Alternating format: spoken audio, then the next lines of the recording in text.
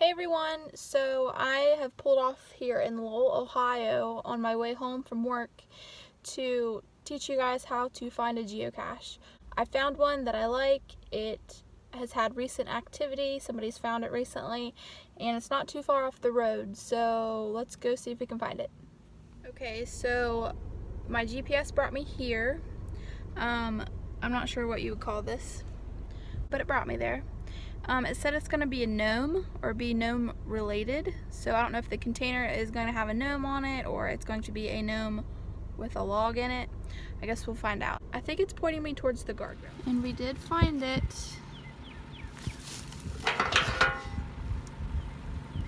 It's just in this guardrail. Let's go check out the log. So we just found this gnome in the guardrail. It has where you can unscrew, and there's a log inside.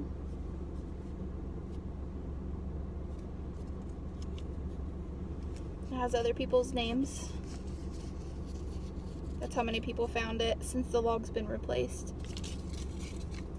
So I'm gonna put my name in here.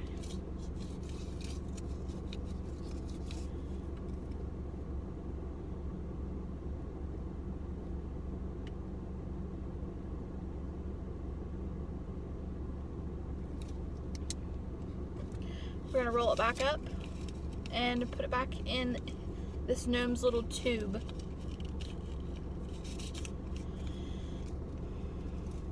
And it said there's a series, so there's several of these types of cache placed by the same person, probably in guardrails around this area. It said that this one's name is Charlie. And then I'm gonna go put it back right where I found it. So we're currently at a park and ride at a cache that I previously had not been able to find. I checked the activity before I left the last one and somebody had just found it within a week ago.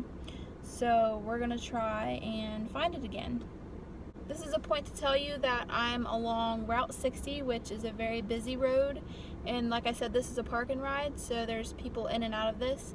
Luckily, there's nobody in this lot right now, which is very unusual. That's why I stopped.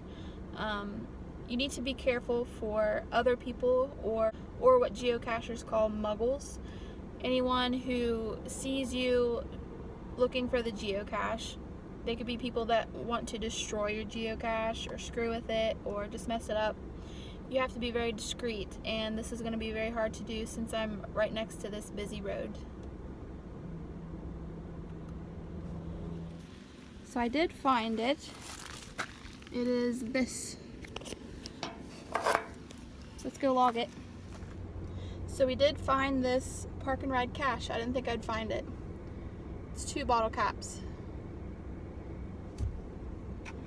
It only has a log in it because it's a smaller cache.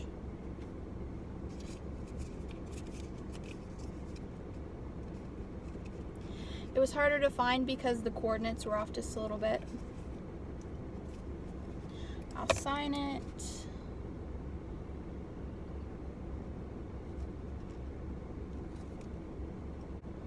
And let's put it back right where we found it. So this is the last one I'm going to be showing you today. We did 2 guardrail caches, and now this one I've already done, but I'm going to show you because I know where it is. It's in the woods. We're currently at a graveyard. The name of this cache is Pleasant City Cemetery Cache. If you know that you're going to be walking in the woods, you need to wear the right kind of clothes. Don't go out in flip-flops.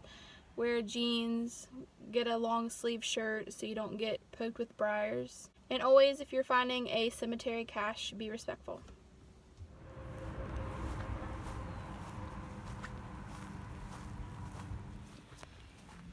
So the hint on this was look behind the outhouses. And the only thing around here that looks like a building is that. So we're gonna try to get through the woods here. There's a little bit of a path so you can kind of tell where people have walked.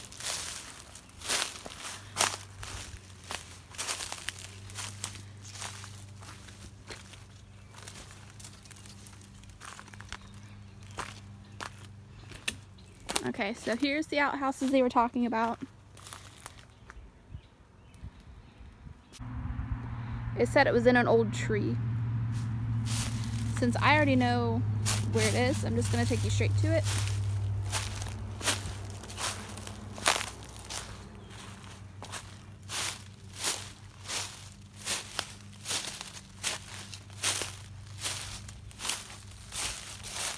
It is in this tree. Can you spot it yet?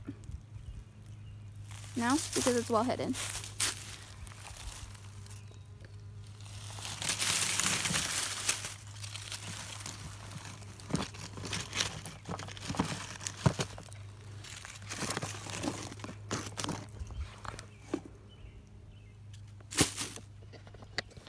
So this is the first big cache that I've showed you guys. This is in an old Nesquik container. Someone printed out geocaching and put on the bottom, so you know that's what it is.